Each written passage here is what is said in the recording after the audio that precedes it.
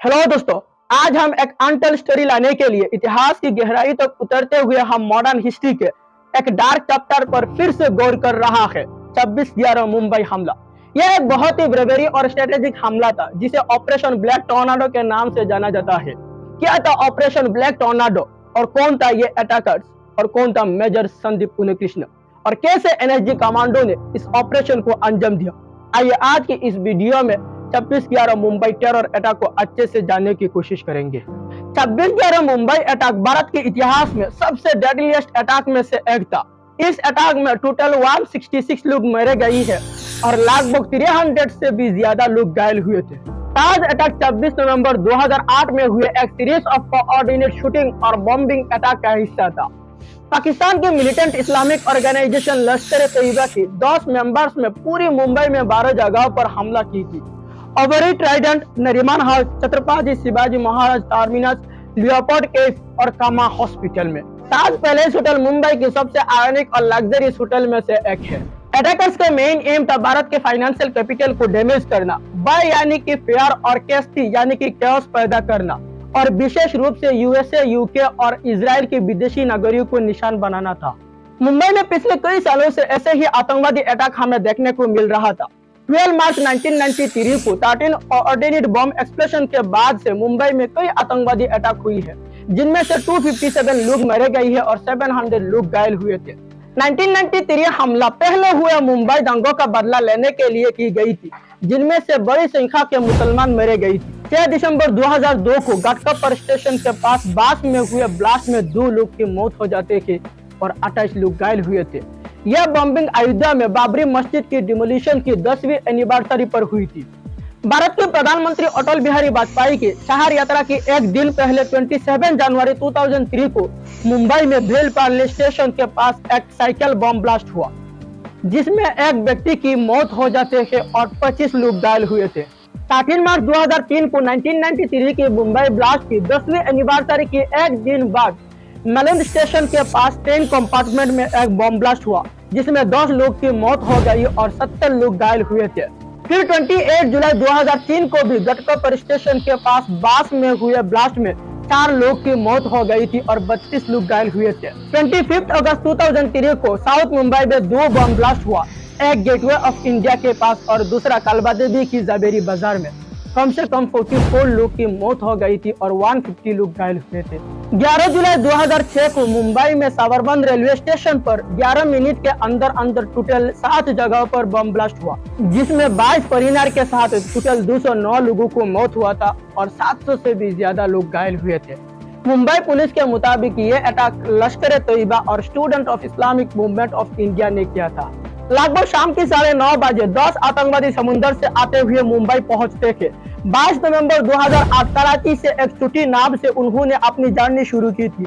लगभग 40 मिनट यात्रा के बाद उन्होंने एक बड़ी नाव अल हुसैनी जहाज पर शिफ्ट कर दिया गया, जो कैप्चर किया गया था आतंकवादी जरीउर रहमान लकबी, जो चीफ कमांडर थे लश्कर ए तैयबा थे। 23 नवंबर 2008 के पूरे दिन आतंकवादी ने अल हुसैनी जहाज पर बिताया। आतंकवादी ने देखा कि अल हुसैनी जहाज के बगल में और एक जहाज खड़े है।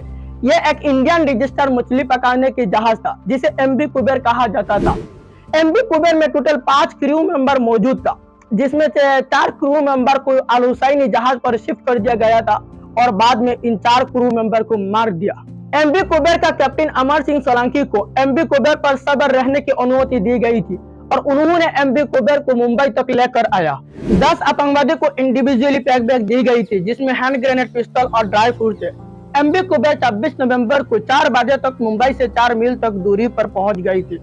जैसे ही शाम के अंधेरा हुआ, टीम लीडर इस्माइल खान ने पाकिस्तान में अपने हैंडलर से कॉन्ट्रैक्ट किया और उन्हें एमवी कुबेर का कैप्टन अमर सिंह सोलंकी को मारने के निर्देश दिया। अमर सिंह सोलंकी को मारने के बाद आतंकवादी अपने हथियारों के साथ रात के 8:30 बजे साउथ मुंबई की बदवारपर इलाकाओं में पहुंचे और सभी टेररिस्ट अपने 5 टुकड़ियों में टूट गई थी।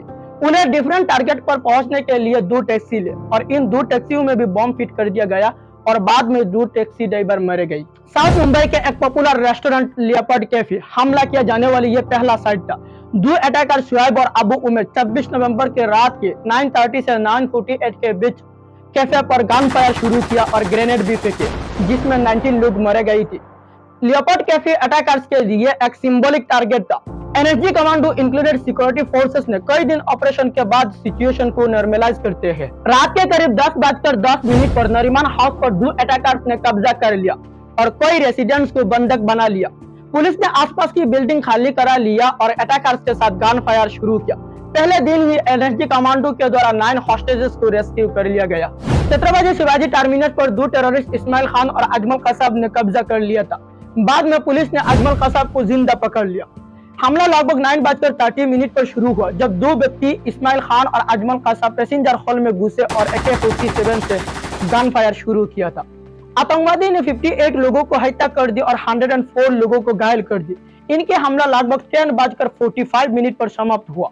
बाद में सिक्योरिटी फोर्सेस और इमरजेंसी सर्विसेज पहुंच गया। रात पर हमला 26 नवंबर को रात के करीब 9:38 बजे शुरू हुआ जब 2 व्यक्ति अब्दुल रहमान बड़ा और अबू अली पुलिस पोस्ट के बाहर बम प्लांटिंग करके होटल के टावर सेक्शन में घुसे और लॉबी एरिया में गोलाबारी शुरू की, जिसमें कई गेस्ट और कई स्टाफ मरे गई है और बहुत सारे लोग घायल हुए। उसी समय 2 और टेररिस्ट शुएब और अबू उमर लापट दरवाजे के माध्यम से होटल के अंदर दाखिल हुए, जहां आमतौर पर जनता के लिए बंद था, लेकिन उसी दिन कुछ कॉर्पोरेट मीटिंग और एक वेडिंग के लिए खुला था। उन्होंने पूल साइड पर फायरिंग शुरू किया जहां कई सारे लोग डिनर कर रहे थे। इसके बाद आतंकवादी होटल की कई फ्लोर्स और कई कमरों में चले गए, चलने के लिए रास्ता बंद कर लिया, आग लगा दिया और सिक्योरिटी के साथ गन फायर शुरू किया। ताज के 660 आवर्स से अधिक समय तक चली जब तक एनएसजी कमांडो ने हॉस्टेजेस को रेस्क्यू करने के लिए ऑपरेशन ब्लैक टॉर्नाडो शुरू नहीं किया।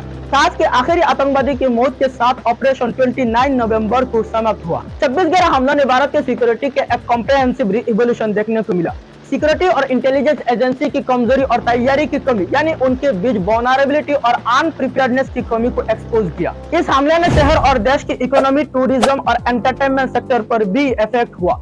इस हमले ने मुंबई के साथ साथ सभी भारतीय लोगों को कॉन्फिडेंस को हिला दिया। इस ऑपरेशन में एनएसजी कमांडो, मार्कोस कमांडो यानी कि मेरीन कमांडो और रैपिड एक्शन फोर्स भी शामिल थे।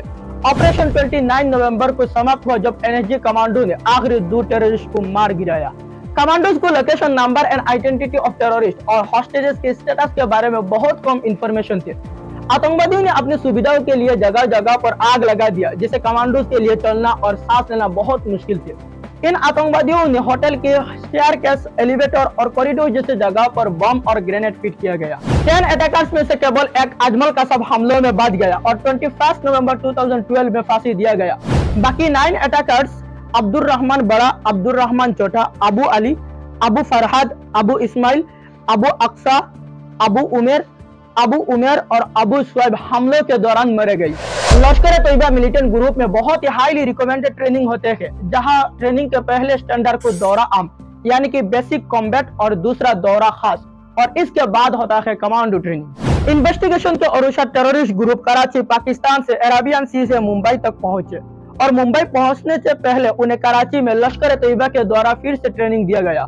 हमारे भारत के बहादुर और वीर जिन्होंने इस ऑपरेशन ब्लैक टॉर्नाडो में एक महत्वपूर्ण रोल निभाया, NSG commando major Sandeep Unnikrishnan और हविलदार गजेंद्र सिंह इस ऑपरेशन में अपनी जान को बिता दिया।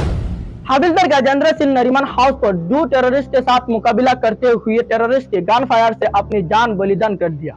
26 नवंबर की रात में ही 51 special action group NSG commando को इस ऑपरेशन ब्लैक टॉर्नाडो की जिम्मेदारी दी गई थी। 51 स्पेशल एक्शन ग्रुप की ट्रेनिंग ऑफिसर थे मेजर संदीप उन्नीकृष्णन। आमतौर पर ट्रेनिंग ऑफिसर को ऐसे ही मिशन पर नहीं भेजा जाता, लेकिन संदीप उन्नीकृष्णन खुद ही इस मिशन पर शामिल होना चाहते थे। 51 स्पेशल एक्शन ग्रुप रात में ही सारी तैयारी कर ली थी ताकि सुबह रोशनी से पहले मुंबई तक पहुंच जाए। संदीप जानते हैं कि यह ऑपरेशन बहुत ही टफ होने वाला है, क्योंकि यह साफ नहीं था आखिर कितने टेररिस्ट है। टेररिस्ट को पता था कि उन्हें पकड़ने के लिए भारतीय कमांडोज आएंगे, इसीलिए होटल के जगह जगह पर आग लगा दिया ताकि कमांडोज को चलने फिरने में दिक्कत आए। इसके बावजूद भी मेजर संदीप उन्नीकृष्णन पूरी डिटर्मिनेशन के साथ आगे बढ़ने को तैयार है। हिंदुस्तान का एक ऐसा जवान जिसमें बचपन से ही ऐसा सपना देख रहा था, आज अपने साथियों के साथ ताज होटल प्लेस पर उन्हीं के भाषा में जवाब देने में पड़ी है। संदीप ने खुद कहा कि गोलियों के जवाब गोलियों में है। संदीप ने इससे पहले कई और ऑपरेशन को अंजाम दिया है। 1999 में ऑपरेशन विजय, 2001 में ऑपरेशन पराक्रम, ऑपरेशन राक्षस काउंटर इंसर्जेंसी और 2008 में ऑपरेशन ब्लैक टॉर्नाडो। एनएसजी की टीम को लीड कर रहे थे कर्नल शरण। उन्हें अपनी टीम को अलग अलग भागों में बांट दिया था। 51 स्पेशल एक्शन ग्रुप हेलीकॉप्टर से एक एक करके नीचे उतर रहा था। ताज होटल पहुंचते ही 51 स्पेशल एक्शन ग्रुप एक्शन में आ चुके थे। तभी ताज होटल के बाहर सभी रिपोर्टर्स ने सब कुछ टीवी पर लाइव कर रहा था। फिर सुबह के 10:30 पर अगली ब्रेकिंग न्यूज चल पड़ी कि अटैकर्स और एनएसजी कमांडो के बीच गन फायर शुरू हो गई थी। उनकी प्लानिंग फुल प्रूफ करना बहुत जरूरी था। किसी भी गलती की कोई भी गुंजाइश नहीं थी। वो जानते थे एक छोटी सी गलती की वजह से कई सारे लोगों को जान जा सकता है। कर्नल शरण की प्रायोरिटी थी कि लोगों को जान बचाना। कर्नल शरण की टीम में ही थी मेजर संजय कंडवाल, मेजर संदीप उन्नीकृष्णन और स्नाइपर टीम के कमांडो मेजर जसरोतिया। मेजर जसरोतिया वो एक ऐसा जगह ढूंढ रहे थे कि जहां पर ऊंचाई से ताज होटल पर अच्छे से देखा जा सके। ताज होटल के ठीक सामने है मुंबई की गेटवे ऑफ इंडिया। वहां पे कुछ काम चल रहा था जिसके वजह से वो गेटवे ऑफ इंडिया की ऊंचाई तय कर अपनी निशान ठीक सामने से ताज होटल पर लगा सकते थे। उनका मकसद साफ था कि कोई भी आतंकवादी रेंज के अंदर होटल पर दिखाई पड़े तो तुरंत कर्नल शरण को इन्फॉर्म कर देना और जरूरत पड़े तो शूट करना। स्ट्रेटेजिकली यह बहुत ही इंपॉर्टेंट जगह था जहां पर आतंकवादी की मूवमेंट इजीली पकड़ा जा सकता था। एनएसजी कमांडो को अभी तक पक्की खबर नहीं मिली कि अंदर कितने टेररिस्ट है। कर्नल शरण के हिसाब से अंदर सिर्फ 2 टेररिस्ट है, जबकि कमांडोज के मुताबिक अंदर 4 टेररिस्ट है। उनके ग्रुप यही सोच रहा था कि अगर संदीप है तो सब कुछ ठीक होगा। संदीप के काम और कंपोज रहना सबसे बड़ी ताकत था। उन्हें माहौल हल्का बनाने के लिए यही कहा कि देखो कौन कितना आतंकवादी मार सकता है। यही सुन के सब हंसने लगे। ताज होटल के आतंकवादियों को सब कुछ खबर मिल रहा था कि कब मुंबई पुलिस आया और कब एनएसजी कमांडो। इसी वक्त संदीप को पता चल गया कि आतंकवादियों को बाहर से इंस्ट्रक्शन दिए जा रहे थे। इंटेलिजेंस के मुताबिक आतंकवादियों को कराची से इंडियन टीवी चैनल फॉलो करके उन्हें इंस्ट्रक्शन दिया जा रहा था। इसी वक्त संदीप ने एक अल्टरनेटिव प्लानिंग शुरू किया था और इसी प्लानिंग में एक आतंकवादी को मार गिराया। इसी वक्त मेजर जुदा एक आतंकवादियों के साथ फायरिंग करते हुए उनका हालत बहुत भयानक हो गया और उन्हें हॉस्पिटल भेजा गया और बदले में मेजर संदीप ने गोलियों का जवाब देना शुरू किया। सामने से गोली चल रहा था और संदीप अकेले बहादुर के साथ इन गोलियों का जवाब देते जा रहा था। इसी वक्त संदीप के लेफ्ट साइड से एक आतंकवादी ने गोली लगा दिया।